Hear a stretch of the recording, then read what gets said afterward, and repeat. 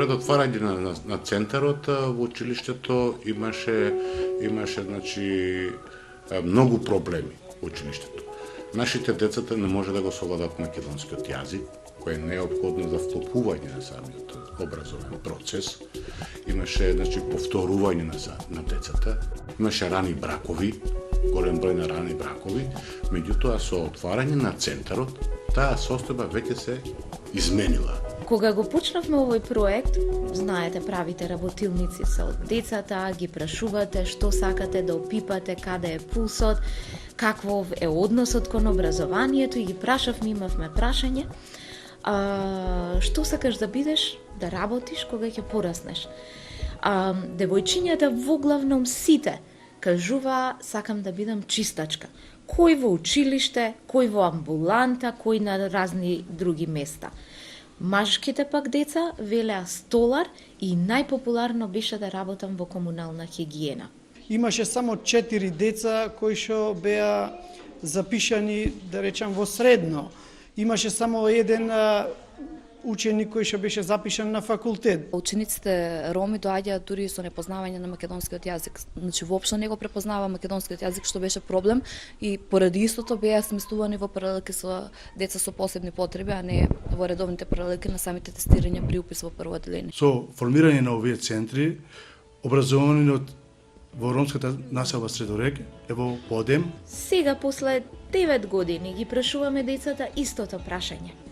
Што сакаш да бидеш кога ќе пораснеш? Тие викаат лекар, архитект, инженер и директор. Самите родители не беа свесни што значи образованието и заслуга на овие организации со тие работилници, трибини и ја подигнаа свеста на самите родители. И дојде до некој големо завидно ниво, каде што самите луѓе од заедницата веќе свесни дека нивните деца мора да се образуваат. Денеска, после 10 години, ако направиме ретроспектива, може да видиме дека од тие 4 над 120 деца се во средно, имаме на факултет повеќе од 18 до 20 роми, запишани се сите деца во прво одделение, што не беше порано. Ако на почетокот на 90-тите не можевме да се пофалиме дека имаме дипломиран правник, дипломиран економист, професор по одделенска настава, социолог, социјален работник, значи можам да кажам дека во моментот во Куманово барем, го имаме сето тоа и плюс имаме и магистри.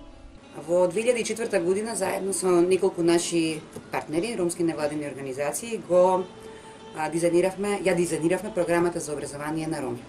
За среќа, УСАИД, мисијата на УСАИД во Македонија, начело со тогашниот директор Дик Голдман, ја препозна исто така потребата за поддршка на интеграцијата на ромите, пред се на образованието како клучен фактор во интеграцијата и ни помогнаа да го почнеме проектот за образование на роми.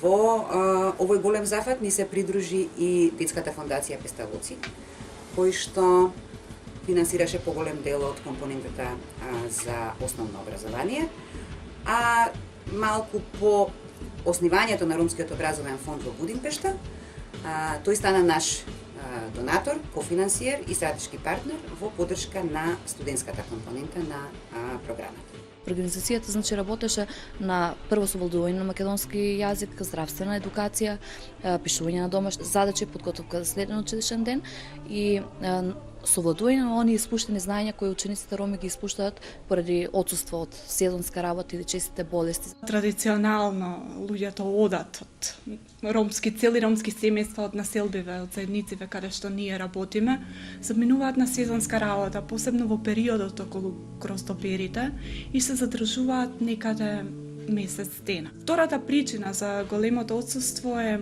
во последните неколку години, односно после визната либерализација на нашата земја,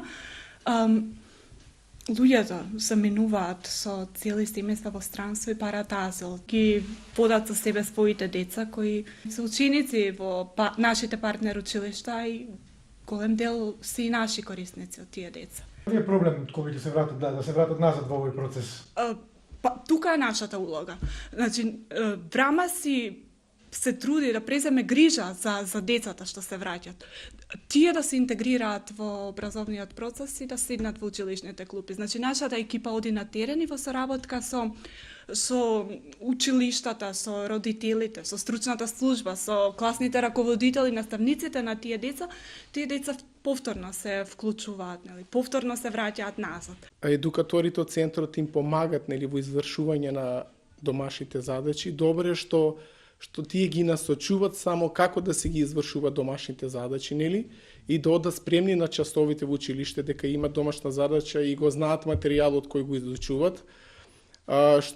Што друго добиват? Ја добива социализацијата, дружењето со останатите деца, дружењето со деца од друга националност, бидејќи во центарот, како што знам, доаѓаат и нероми деца.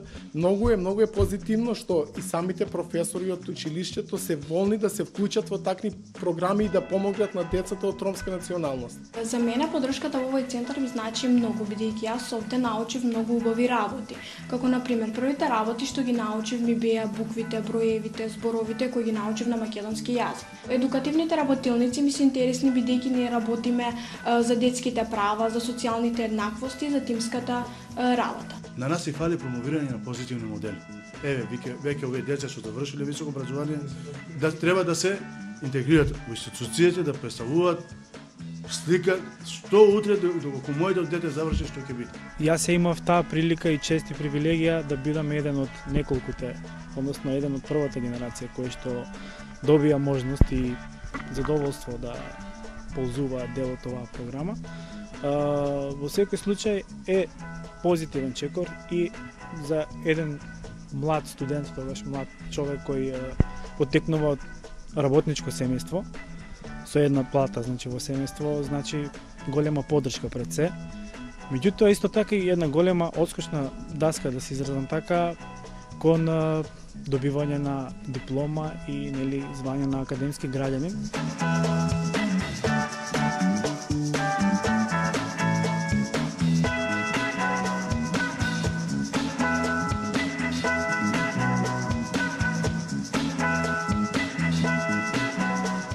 Јас имам две дечиња кои што учат во основното училиште Христијан Карпош и на една родителска средба заедно со оделенскиот наставник на мојот син и другите родители се договоривме и јас се согласив, прифатив да бидам член на советот на родители во училиштето. Секако тоа го прифатив со цел да придонесам нешто за сите деца кои што учат во училиштето Христијан Карпош, без разлика дали се роми или македонци. Порано многу малку родители роми учествувале на родителски средби. Сега таа бројка е зголемена. И се поголем интерес имаат родителите за успехот на своите деца. А со тоа се зголемува и бројот на родителите кои што се во советот на училиштето. Резултатите за 10 години се видливи. Влеговме во проектот со едни капацитети и знаења, излегуваме со други. Од обуки за работа со деца до обуки за социјална правда, преку Empower програмата на Песталоци детската фондација, ние обучивме тројца луѓе од нашата организација, кои што беа 9 месеци во детското село Трогин и учеа интеркултурно образование. За ромската заедница ние пополнуваме документи да можат да користат социјална помош, потоа да остваруваат здравствена заштита и правиме секоја година имунизација на малите деца. Во 2010 година изготвивме еден алтернативен извештај за образованието на децата роми и го поднесовме до Комитетот за правата на децата. Секогаш сме поканети барем досега, на подготовките на документите, на владините документи, како стратегијата за роми. Јас се надевам дека И верувам дека државата, дека локалните институции кои ја имаат таа надлежност ќе преземат барем дел, за да се продолжи да им се помогне на овие луѓе, на овие деца што им треба помош. Значи ние успеавме во сите нивоа да делуваме за да го смениме начинот на размислување. Како во оваа локална заедница мислам на ромската популација. Меѓутоа, ние го сменивме мислењето и во училиштата.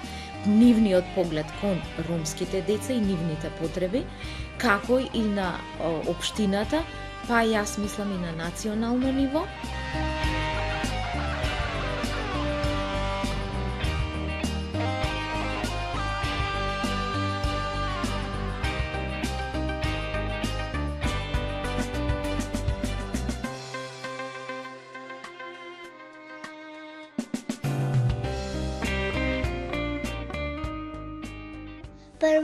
Прваче, весело сум јас, прваче, пеам на цел глас.